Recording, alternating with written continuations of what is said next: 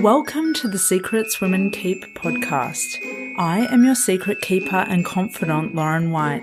I'm a qualified counsellor and sexologist, facilitator of all things turn on, author of Permission, and a witty, highly intuitive lounge room dancing introvert. I help you as an exceptional woman in entrepreneurship to see, love, and trust all the parts of yourself, especially the unseen. Let's pull back the curtain, light the candelabra, and lift the veil. These are the secrets women keep. Hello, and welcome to the Secrets Women Keep. I am your host and confidant, Lauren White, and today I want to activate you. I want you to get into the realm of high energy, high, sustainable, enjoyable, satisfying energy.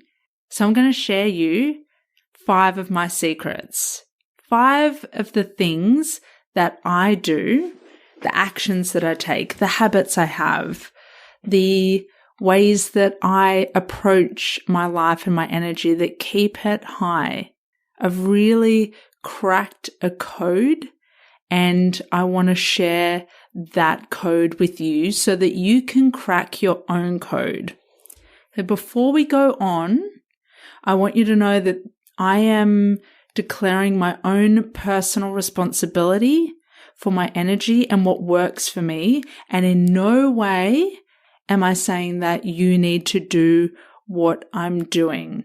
And that is in particular reference to what I eat, because I know that that is a very personal topic. So when it gets to that bit of a trigger warning, if you are struggling with an eating disorder, if you have struggled with an eating disorder, if you're in recovery, you might want to skip this episode or just listen to a part of it until I speak about the food aspect.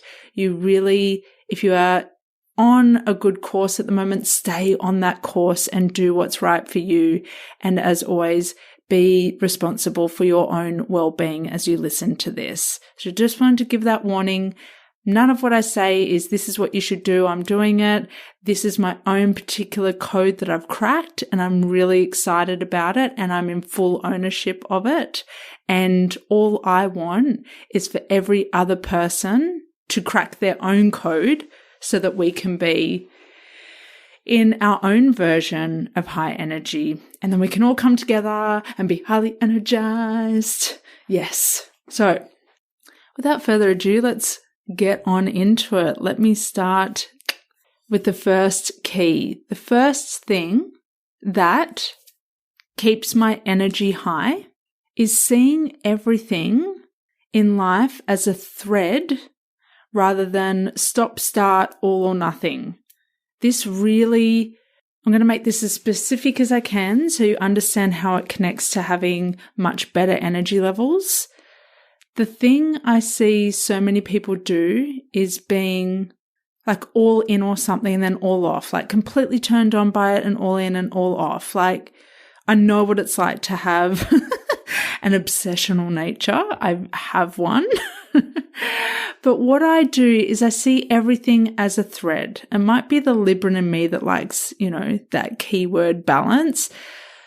But I like I always take stock and take value in it's better to do something than nothing at all. It's when we default to I'm all on with exercise, I'm all off. That pendulum swinging, I really try to minimize the pendulum swing in my life and be like, okay, today was a bit of an off week, but I'm not going to let that completely derail me and give up. I'll just get back to it when I choose to. Or I'll just decide in this moment, now's the moment when I start again.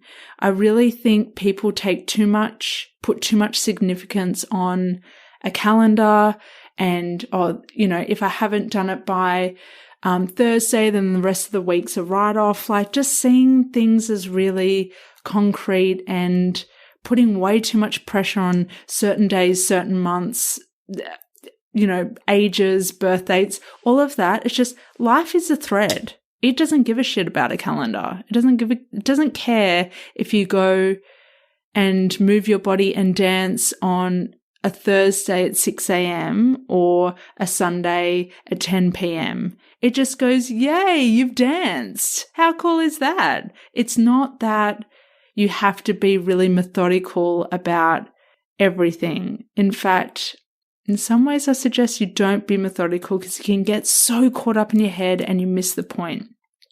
So I like to feed things in my life and nurture them on an ongoing basis rather than be like all in, it's huge, it's explosive, it's like all on or it's all off.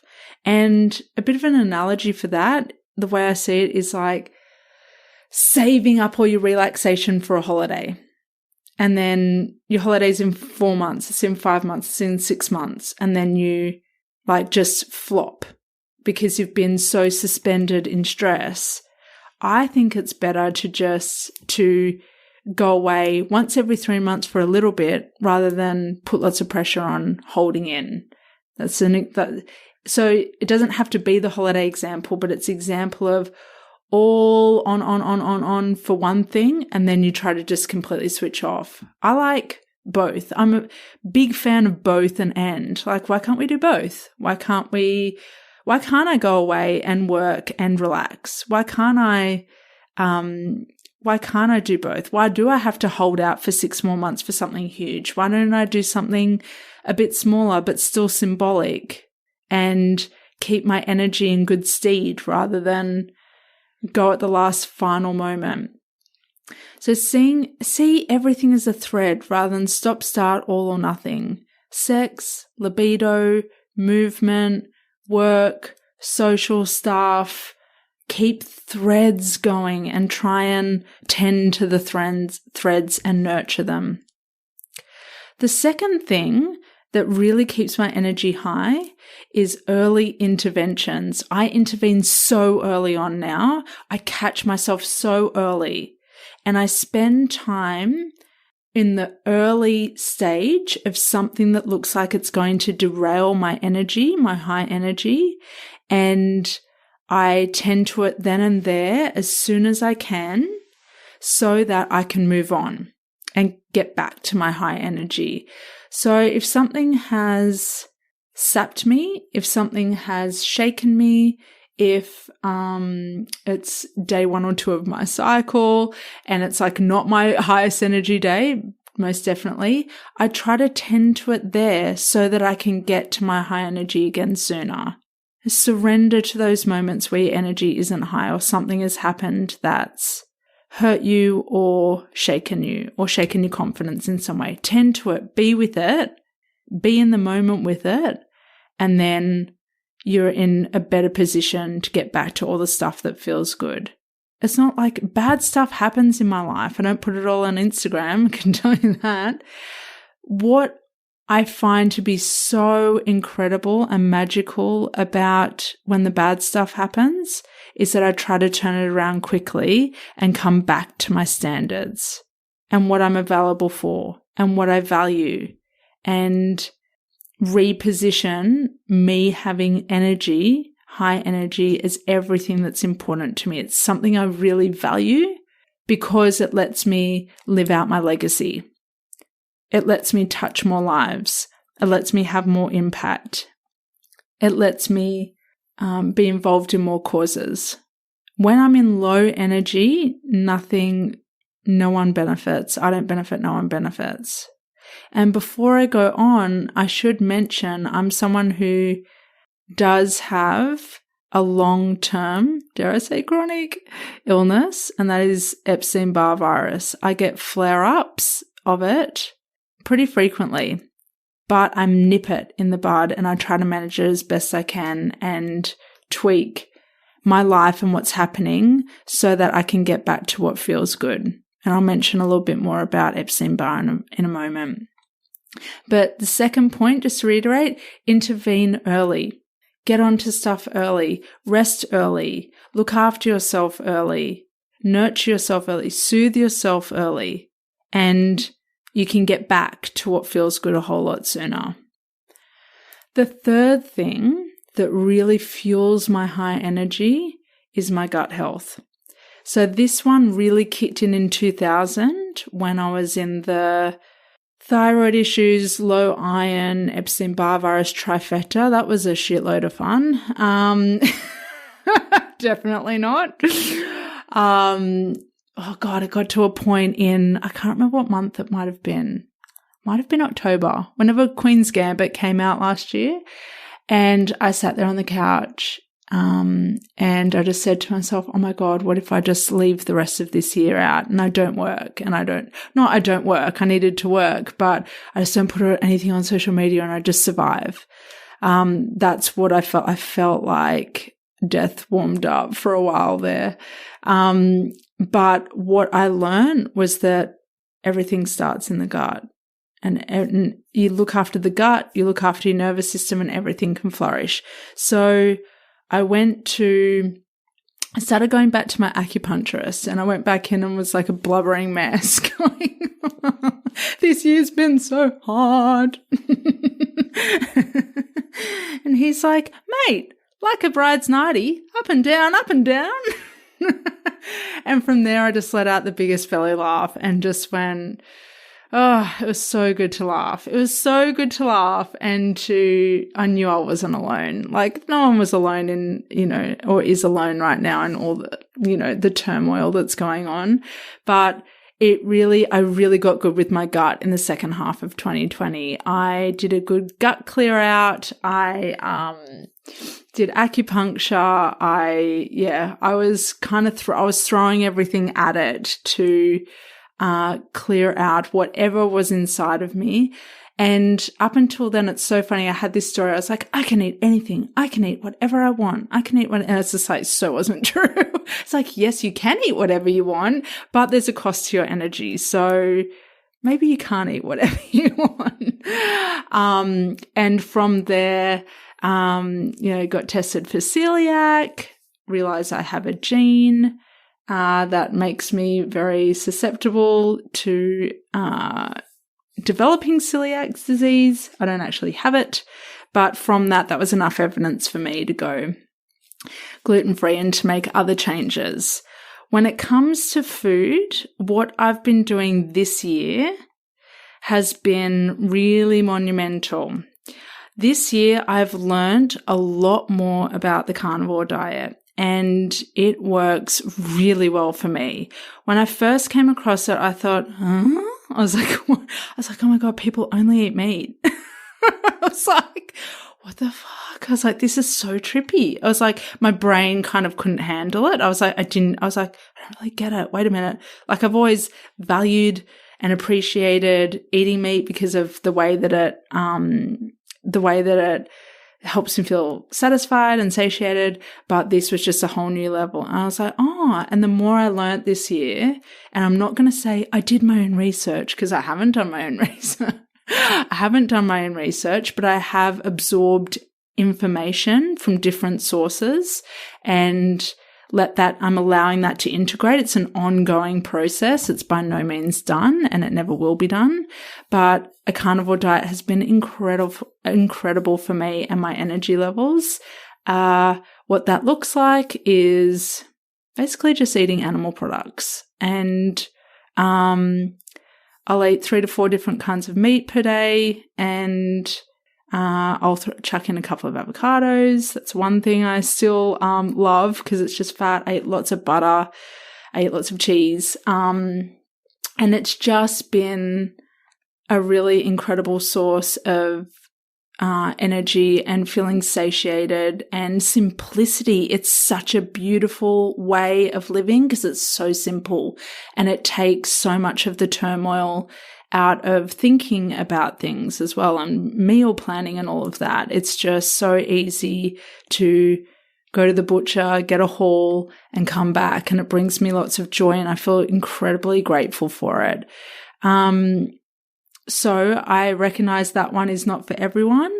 As someone with thyroid issues and gut issues, plants contain a lot of toxins, which I've learned more about, and they have a lot of anti-nutrients. And I feel like plants weren't and aren't for my highest good. And having a low carbohydrate diet has been incredible because I realize I personally, with my body type, and that's me and my ownership of my body type, I don't need carbohydrates for fuel. I really need protein and fat. And it's been wonderful. It's been really amazing. A while ago I would have said this is controversial, but the more I do it, the less controversial it feels. It just feels like, oh, this makes sense to me. And the way that I'm trying to do it in the most sustainable way and to source the most incredible cuts so that there's the least impact possible on the environment and the most positive impact for farmers and the people generating this. I love that my food doesn't come from a factory. I love it. I love it. It really suits me and my personality and energy and how I'm made up. So that's a big one, and that's one I'm still exploring, and I would love to get a guest on because it's really taboo being a woman talking about being a meat eater. For some reason, we're expected to eat I feel like we're expected to eat salads, and it's like, it doesn't work for me. So that's a big one. That's been huge. Cleaning out my guts and getting into a carnivore diet. It's just been magical. Love it. That one's unfolding. The fourth thing is who I spend time with and the quality of support I receive. So I'm getting support at the time of recording. I'm getting support from all angles. I'm getting support from my body.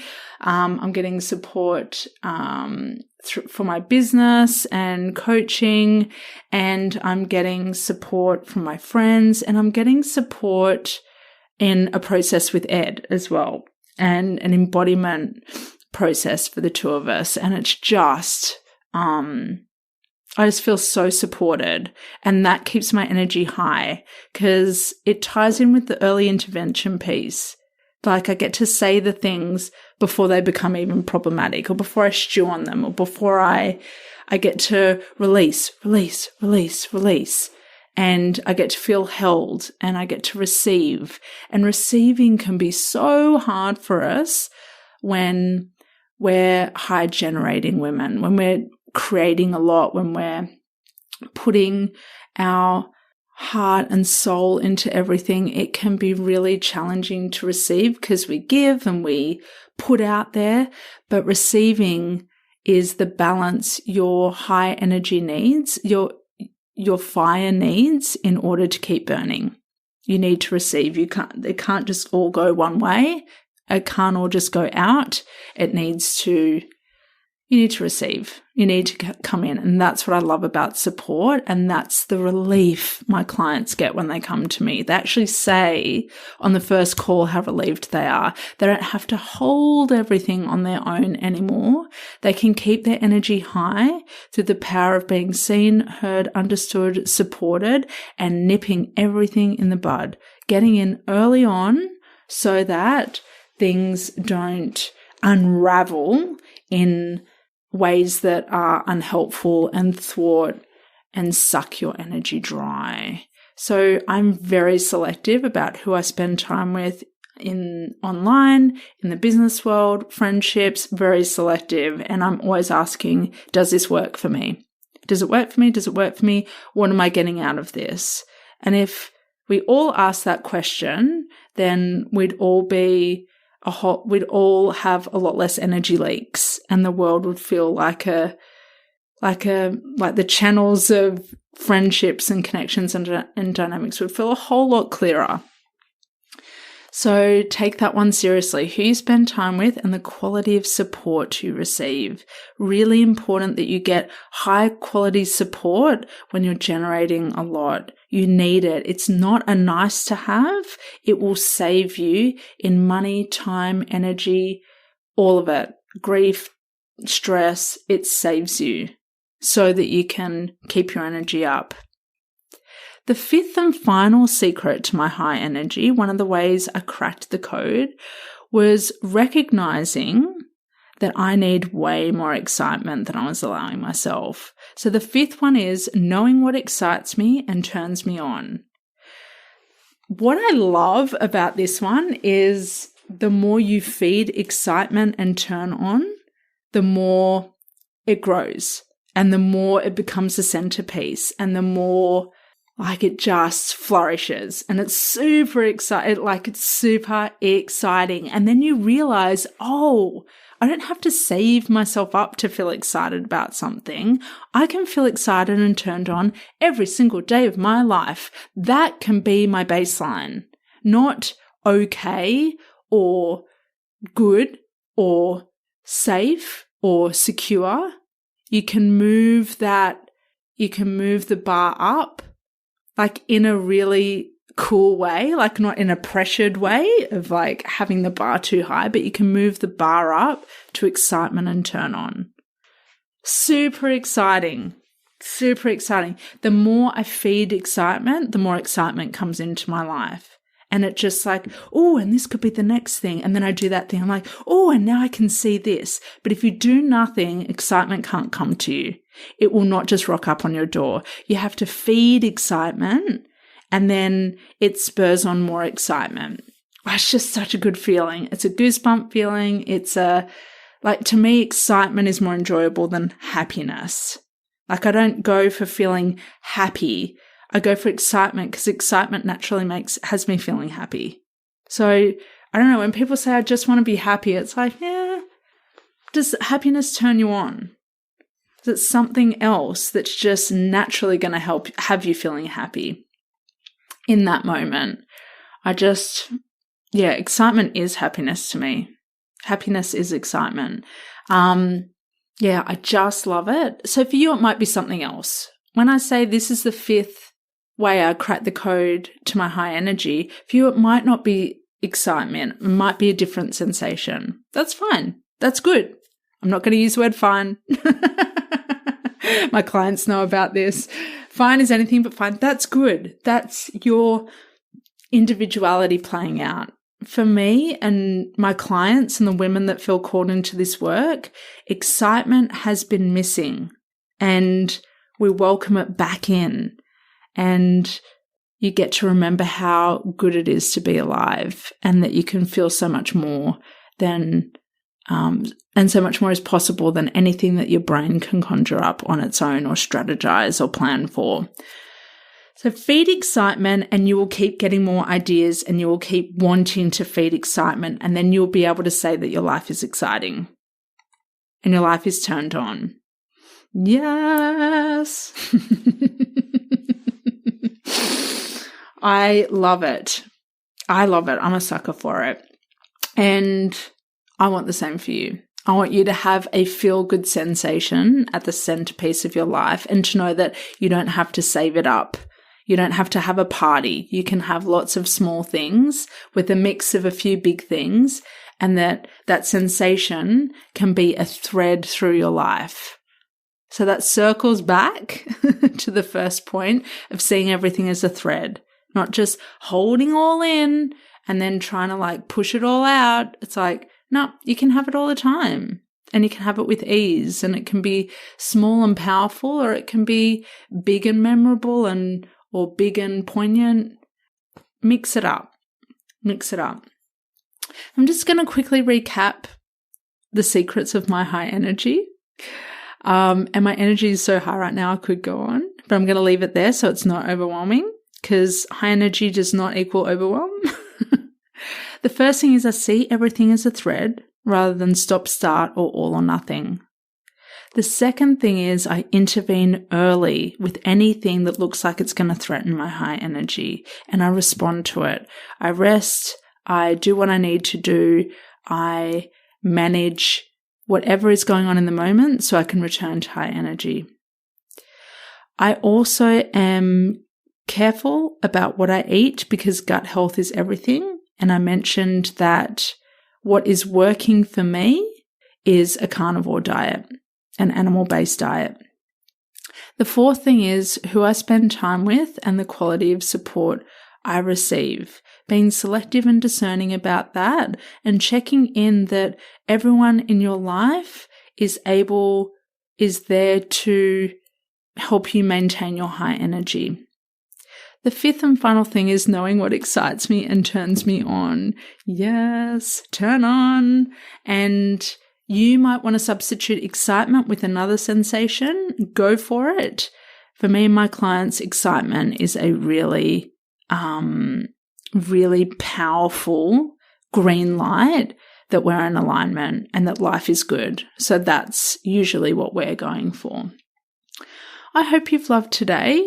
I would love to know what you are going to do to get into your own high energy. And I would also like to mention that if you need more ongoing high energy, then I have 30 days of turn on that is fully available to you. 30 days of affirmations sent direct to your inbox to remind you to create a thread in your life that turn on can be your baseline, direct to you, always speaking to you and what you need. And at the bottom of every email is a little turned on action to take. And I would love you to access that and to put yourself in a position to receive. My one-to-one clients love it. They get a lot out of it because they're working with me. If you're not working with me yet, consider this a way.